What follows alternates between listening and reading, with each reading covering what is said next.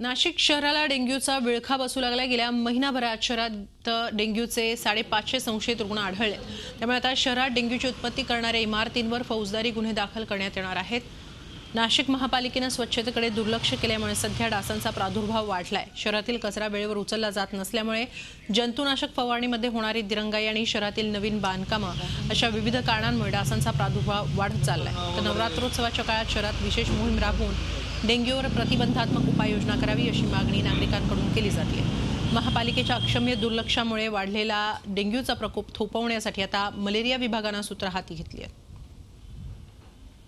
पाणी गोळा होतं त्याच्यामुळे ते डासांचं प्रमाण वाढून जातो। मग माझ्या आईला पण झालं आहे, मला पण झालं आहे, कंपनीत पण एका मित्राला झालेलं आहे। मग त्याच्यामुळे ते पाणी आणि वेळोवेळी ते फवारा पण मारत नाही नगरपालिका, त्याच्यामुळे पण असू शकतं। हे माझी मुलगी, हिला आजार झालेला आहे। ते त्रिमूर्ती चौकामध्ये राहते।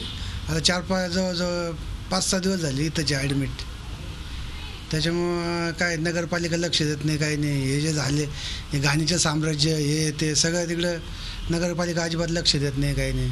डासाची उत्पत्ती होणारी ठिकाणं जे आहेत ते पाणीमुक्त करणे आणि उपचारासाठी जे आहे ते जिल्हारुग्णालय या ठिकाणी आपण त्याच्या उपचाराची सुविधा आहेत। रक्त तपासणी त्याची जी आहे ती IgM म्हणून एक टेस्ट असते ते करण्याचीही आपल्याकडे इतर सुविधा आहे। सर्व ग्रामीण रुग्णांमध्ये या ठिकाणी उपचाराच्या सुविधा उपलब्ध केलेल्या आहेत। झी 24 तास रहा एक पाऊल पुढे।